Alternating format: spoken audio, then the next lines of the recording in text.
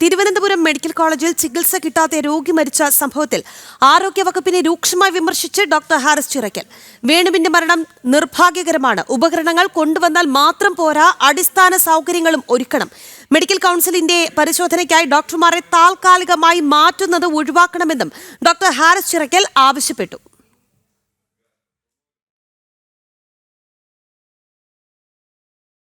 വിവരങ്ങളുമായി വീണ MS ചേരുകയാണ്. വീണ, doctor Haris Chirakkal വീണ്ടും പ്രതികരണവുമായി രംഗത്ത് എത്തുന്നു എന്നുള്ളതാണ്. ആദ്യം അദ്ദേഹം വളരെ രൂക്ഷമായ ഭാഷയിലാണ് ആരോഗ്യ വകുപ്പിൽ സംഭവിക്കുന്നത്, നമ്മുടെ മെഡിക്കൽ കോളേജിൽ സംഭവിക്കുന്നത് എന്തൊക്കെയാണ് എന്ന് തുറന്നടിച്ചത്. ഒരു ഡോക്ടർ എന്ന നിലയ്ക്ക് സഹി കേട്ടപ്പോൾ പറഞ്ഞതാണ് എന്ന് പോലും അദ്ദേഹം പറഞ്ഞു വെച്ചു.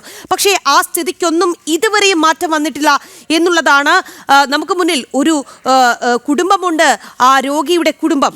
അദ്ദേഹത്തിന് എന്താണ് സംഭവിച്ചത്? അദ്ദേഹത്തെ നിലത്ത് കിടത്തി ചികിത്സിച്ചു. അത് എന്തൊക്കെയാണ് അദ്ദേഹം ഏറ്റുവാങ്ങേണ്ടി വന്നത്? അതെല്ലാം തന്നെ ഡോക്ടർ ഹാരിസ് ചിറക്കൽ തുറന്നു പറയുന്നു എന്നുള്ളതാണ്. വീണ പറയും.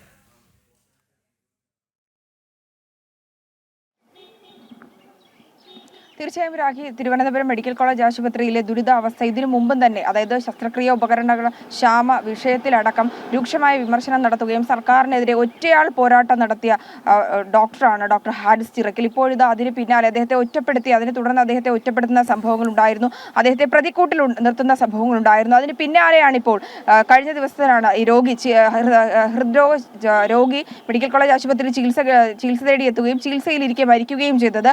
അടിസ്ഥാന സൗകര്യങ്ങളില്ലാത്ത മെഡിക്കൽ കോളേജിലെ അവസ്ഥ, ഒപ്പം തന്നെ രോഗികൾ അനുഭവിക്കുന്ന ദുരിതമാവസ്ഥ, ഇത്തരത്തിലുള്ള വിഷയങ്ങൾ പുറംലോകം അറിയുമ്പോൾ, അത് വിവാദമാകുമ്പോൾ ഇതിനുവേണ്ടി നടപടി സ്വീകരിക്കേണ്ടവർ, അതായത് ആരോഗ്യ മേഖലയും ഒപ്പം തന്നെ ആരോഗ്യമന്ത്രിയും സർക്കാരും ഒക്കെ എപ്പോഴും പ്രതിക്കൂട്ടിൽ നിർത്തുന്നത് ഡോക്ടർമാരെയാണ്. അത്തരത്തിലുള്ള ഒരു പ്രതികരണം തന്നെയാണ് അദ്ദേഹം നടത്തിയത്. അദ്ദേഹം പറയുന്നത്, വർഷങ്ങൾക്ക് മുമ്പ് അദ്ദേഹം സർവീസിൽ കയറുന്ന സമയത്തും ഇത്തരത്തിലുള്ള അവസ്ഥയാണ് ഉണ്ടായിരുന്നത്. ആ വർഷങ്ങൾക്ക് ശേഷം 86-ൽ അദ്ദേഹം മെഡിക്കൽ സർവീസിൽ കയറുമ്പോൾ തറയിൽ കിടത്തി രോഗികളെ ചികിത്സിക്കുന്ന പ്രാകൃത ശൈലി, അത് 2025 ആയിട്ടും ഇപ്പോഴും അതിന് മാറ്റം വന്നിട്ടില്ല. നിലവിലെ മെഡിക്കൽ കോളേജിൽ ഇപ്പോഴും ആ അവസ്ഥ തുടരുന്നു എന്നുള്ള രൂക്ഷ വിമർശനമാണ് അദ്ദേഹം നടത്തിയിരിക്കുന്നത്. വീണ്ടും സർക്കാരിനെതിരെയുള്ള രൂക്ഷ വിമർശനവും അതാണ് അദ്ദേഹം നടത്തിയിരിക്കുന്നത്. ഇന്നിപ്പോൾ തിരുവനന്തപുരത്ത് നടന്ന മെഡിക്കൽ സെമിനാറിൽ ഇതുമായി ബന്ധപ്പെട്ടുള്ള രൂക്ഷ വിമർശനം നടത്തി. അതിന് പിന്നാലെയാണ് അല്പസമയങ്ങൾക്ക് മുമ്പ് മാധ്യമങ്ങളോട് അദ്ദേഹം പ്രതികരിച്ചത് ഈ വിഷയവുമായി ബന്ധപ്പെട്ട്. അതായത് തറയിൽ കിടത്തി എങ്ങനെയാണ് ചികിത്സ നടത്താൻ സാധിക്കുക, ആധുനിക ചികിത്സാ രീതിയിൽ എങ്ങനെയാണ് തറയിൽ കിടത്തി ഒരു രോഗിയെ ചികിത്സിക്കുന്ന സമ്പ്രദായം. നമുക്ക് ഡോക്ടർ ഹാരിസ് ചിറക്കലിന്റെ പ്രതികരണം കേട്ടതിന് ശേഷം എത്താം. ഒരു നിർഭാഗ്യകരമായ സംഭവമായിപ്പോയി. അദ്ദേഹത്തിന് രക്ഷിക്കാൻ കഴിഞ്ഞില്ല എന്നുള്ളതിൽ എനിക്കും വളരെ ദുഃഖമുണ്ട്. അതിനകത്ത് എന്തായാലും കുറച്ചും കൂടെ നമ്മുടെ ഇതൊക്കെ ഇമ്പ്രൂവ് ആകാനുണ്ട് എന്നുള്ളതിൻ്റെ ഒരു ലക്ഷണമായിട്ടാണ് എനിക്കത് തോന്നുന്നത്. അദ്ദേഹത്തിന് വേണ്ട പരിചരണം നമുക്ക് കൊടുക്കാൻ കഴിഞ്ഞിട്ടില്ല എന്ന് തോന്നുന്നു. അദ്ദേഹം നിലത്ത് കിടന്നു എന്നൊക്കെ പറയുന്നത് വളരെ വിഷമകരമായിട്ടൊരു കാര്യമാണ്. അതിനകത്ത് നമുക്കെന്തായാലും അതൊക്കെ ഒന്ന് ശരിയാക്കി എടുക്കേണ്ടി വരും. ഞാൻ 1986-ലെ മെഡിക്കൽ കോളേജിൽ പോകുമ്പോൾ ഉള്ള പോലെ തന്നെ ഇപ്പോഴും രോഗികൾ തറയിൽ കിടക്കുക എന്ന് പറയുന്നത് വളരെ മോശമായിട്ടുള്ളൊരു, നമ്മുടെ സാംസ്കാരിക കേരളത്തിന് തന്നെ അത് വളരെ വിഷമമുണ്ടാക്കുന്നൊരു കാര്യമാണ്. അത് ശരിയല്ല. അതിന് അടിയന്തരമായിട്ട് എന്തെങ്കിലും ഒരു പരിഹാരം ഉണ്ടാവേണ്ടതാണ്. അതായത് സംവിധാനങ്ങൾ കൂടുതൽ ശക്തിപ്പെടുത്തേണ്ട ആവശ്യമുണ്ട്. കൂടുതൽ മെഡിക്കൽ കോളേജ് തുടങ്ങുന്നതിനോടൊപ്പം തന്നെ നിലവിലുള്ള മെഡിക്കൽ കോളേജുകളുടെ സൗകര്യങ്ങളോ അടിയന്തരമായിട്ട് വർദ്ധിപ്പിക്കേണ്ടതുണ്ട്.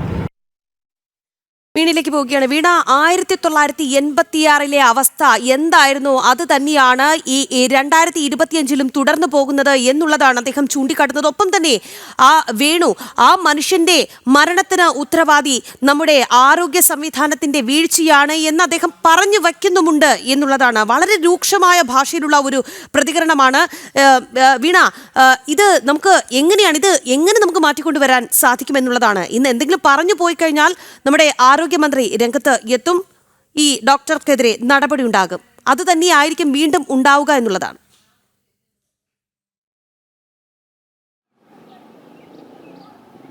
തീർച്ചയായും രാഖി, അത് തന്നെയാണ്. അതായത് സത്യങ്ങൾ തുറന്നു പറയുന്നവരെ ഇരയാക്കപ്പെടുന്ന, അവരെ ഒറ്റപ്പെടുത്തുന്ന സമീപനം തന്നെയാണ് ഇടതുപക്ഷ സർക്കാരും ആരോഗ്യമന്ത്രിയും പലതവണ സ്വീകരിച്ചിട്ടുള്ളത്. ആ നിലപാടിന് ഇര കൂടിയാണ് ഡോക്ടർ ഹാരിസ് ചിറക്കൽ. എന്നാൽ അദ്ദേഹം ആ നിലപാടുകളിൽ ഉറച്ചു നിൽക്കുന്നു. അതായത് ഒറ്റയാൾ പോരാട്ടം നടത്തുമെന്നുള്ളതാണ്. ഈ സിസ്റ്റത്തിനെതിരെ അദ്ദേഹം ഇന്നും ആവർത്തിച്ചത് അത് തന്നെയാണ്. സിസ്റ്റത്തിന്റെ വീഴ്ചകൾ അത് അനുഭവിക്കുന്നത് സാധാരണക്കാരായ ദരിദ്രരായിട്ടുള്ള പാവപ്പെട്ട രോഗികൾ തന്നെയാണ്. അവർ മെഡിക്കൽ കോളേജ് ആശുപത്രിയിൽ ചികിത്സയിലെത്തുന്നു, ഡോക്ടർമാരുടെ പിറകെ നടക്കേണ്ടി വരുന്നു. അടിസ്ഥാന സൗകര്യങ്ങളില്ലാത്തതിന്റെ ബുദ്ധിമുട്ട് അവർക്ക് കുടുംബങ്ങൾക്ക് അനുഭവിക്കേണ്ടി വരുന്നു. ഈ വേണുവിന്റെ ശബ്ദ സന്ദേശം അടക്കം ഒടുവിൽ വന്നതാണ്. അത് മരണമൊഴിയായി രേഖപ്പെടുത്തേണ്ടതുമാണ്. കാരണം അദ്ദേഹം ലോകത്തോട് വിളിച്ചു പറഞ്ഞത് താൻ അനുഭവിച്ച ദുരിതങ്ങളുടെ കഥയാണ്. തന്റെ ജീവിതത്തിൽ താൻ നേരിട്ട സംഭവങ്ങളെയാണ് അദ്ദേഹം വെളിപ്പെടുത്തിയത്. അത് പുറത്തു വന്ന് ഏറെ വേദനാജനകം ഉണ്ടാക്കുകയും ഒപ്പം തന്നെ അത് വിവാദമാവുകയും ചെയ്തിട്ടുണ്ട്. എന്നാൽ ഇതുമായി ബന്ധപ്പെട്ട് ഈ നിമിഷം വരെ ആരോഗ്യമന്ത്രി പ്രതികരിച്ചിട്ടില്ല എന്നുള്ളതും ഏറ്റവും ഗൗരവമായിട്ടുള്ള കാര്യമാണ് രാഖി. ഇപ്പോൾ ഇതുമായി ബന്ധപ്പെട്ടാണ് ഡോക്ടറുടെ ഭാഗത്ത് നിന്ന് നിർണായകമായിട്ടുള്ളൊരു പ്രതികരണം ഉണ്ടായിരിക്കുന്നത്. ആരോഗ്യ വകുപ്പിനെതിരെ അദ്ദേഹം വീണ്ടും ആഞ്ഞടിക്കുകയാണ് ചെയ്തിരിക്കുന്നത്. അതായത് തറയിൽ കിടത്തി ചികിത്സ, അതായത് 1986 അതേ ചികിത്സാ രീതിയാണ് 2025 മെഡിക്കൽ കോളേജ് ആശുപത്രികളിൽ നിലനിൽക്കുന്നത് എന്നുള്ളതാണ്. ചികിത്സ ലഭ്യമാക്കേണ്ടത് അത് ആരോഗ്യ വകുപ്പിന്റെ ബാധ്യതയാണ്, സർക്കാരിന്റെ ബാധ്യതയാണ്. അതിൽ ഏറ്റവും എടുത്തു പറയേണ്ട ഒരു കാര്യം കൂടി ഇതിന്റെ കൂടെ നമ്മൾ എടുത്തു വായിക്കേണ്ടതുണ്ട് രാഖി. കുറച്ച് ദിവസങ്ങൾക്ക് മുമ്പാണ് സംസ്ഥാനത്ത് അതിദാരിദ്ര്യ പ്രഖ്യാപനം സർക്കാർ നടത്തിയത്. അതിദാരിദ്ര്യ പ്രഖ്യാപനം നടത്തണമെങ്കിൽ ഒരു മനുഷ്യന് അടിസ്ഥാനമായി ലഭിക്കേണ്ട എല്ലാ കാര്യങ്ങളും ഇവിടെ ഉണ്ട് എന്നുള്ളതിന്റെ അടിസ്ഥാനത്തിലാണ് അത് പ്രഖ്യാപിക്കേണ്ടത്. അതായത് ചികിത്സാ സംവിധാനം മെച്ചപ്പെട്ടതാണ്, യാതൊരു വിധത്തിലുള്ള ബുദ്ധിമുട്ടില്ല, അതുമായി കൂട്ടിച്ചേർത്ത് വായിക്കേണ്ടതാണ്. അതിന്റെ ആ പ്രഖ്യാപനം വന്ന് തൊട്ട് പിന്നാലെയാണ് ഒരു ചികിത്സ കിട്ടാതെ ഒരു മനുഷ്യന് തന്റെ ജീവൻ പൊലിഞ്ഞതിരിക്കുന്നത്. ഇതുമായി ബന്ധപ്പെട്ട ന്യായീകരണങ്ങൾ പല ഭാഗത്തു നിന്ന് മുഴങ്ങുമ്പോൾ പോലും ആരോഗ്യമന്ത്രിക്ക് നേരെ വിമർശനങ്ങൾ ഉയരുന്നു, പ്രതിഷേധങ്ങൾ ഉയരുന്നു. 86 ചികിത്സാ സംവിധാനം ഇപ്പോഴും അതേപടി നിലനിൽക്കുന്നു. നിയമസഭയിലടക്കം ഇത് രേഖാമൂലമടക്കവും അല്ലാതെയും ഒക്കെ ആരോഗ്യമന്ത്രിയോട് പലതവണ ഇതുമായി ബന്ധപ്പെട്ട് മറുപടികൾ ചോദിക്കുമ്പോൾ, അതായത് നമ്പർ 1 ആണ് കേരളത്തിലെ ആരോഗ്യം, നമ്പർ 1 ആണ് കേരളത്തിലെ വികസനം, ഈ മെഡിക്കൽ രംഗത്ത് വലിയ തരത്തിലുള്ള പുരോഗതി കേരളത്തിൽ ഉണ്ടാകുന്നു, മറ്റ് സംസ്ഥാനങ്ങളില്ലാത്ത പുരോഗതിയാണെന്ന് നാഴികയ്ക്ക് 40 വട്ടം പറയുന്ന ആരോഗ്യമന്ത്രി പക്ഷേ ഈ വിഷയത്തിൽ പ്രതികരിച്ചിട്ടില്ല. വേണുവിനുണ്ടായ ഈ ഒരു വിഷയത്തിൽ മറ്റ് നടപടികളൊന്നും ആരോഗ്യമന്ത്രിയുടെ ഭാഗത്തുനിന്നുണ്ടായിട്ടില്ല എന്നുള്ളതാണ്. ഈ സിസ്റ്റത്തിന്റെ പരാജയത്തിൽ എപ്പോഴും ഇരയാക്കപ്പെടുന്നത് ഡോക്ടർമാരാണെന്നാണ് ഡോക്ടർ ഹാരിസ് ചിറക്കൽ പറയുന്നത്. തറയിൽ കിടത്തി അദ്ദേഹത്തിന് ഇങ്ങനെ ഒരു നിർഭാഗ്യകരമായൊരു മരണം സംഭവിച്ചതിൽ ദുഃഖമുണ്ട്. അടിസ്ഥാന സൗകര്യങ്ങൾ മെച്ചപ്പെടുത്തേണ്ടതാണ്, അത് പൊതുസമൂഹവും ആ കാര്യത്തിൽ കുറിച്ച് ചിന്ത വേണം എന്നുള്ളതാണ് അദ്ദേഹം പറയുന്നത്. എപ്പോഴും ഇരയാക്കപ്പെടുന്ന ഒരു സമീപം നിലനിൽക്കുന്നു എങ്കിൽ പോലും അദ്ദേഹം പറയുന്നത് ഇതുമായി ബന്ധപ്പെട്ട് കൃത്യമായിട്ടുള്ള നടപടികൾ ഈ സിസ്റ്റം മാറണം എന്നുള്ളതാണ്. ഒരിക്കലും ഇന്നത്തെ ചികിത്സാ രീതിയിൽ ഇതുമായി ബന്ധപ്പെട്ട് ഈ തറയിൽ കിടത്തിയുള്ള ചികിത്സാ സംവിധാനം പ്രാകൃതമായ രീതികളാണ് നമ്മുടെ ആരോഗ്യ സംവിധാനത്തിൽ പിന്തുടരുന്നത് എന്നുള്ളതാണ് ഡോക്ടർ ഹാരിസ് ചിറക്കൽ ഓർമ്മിപ്പിക്കുന്നത്.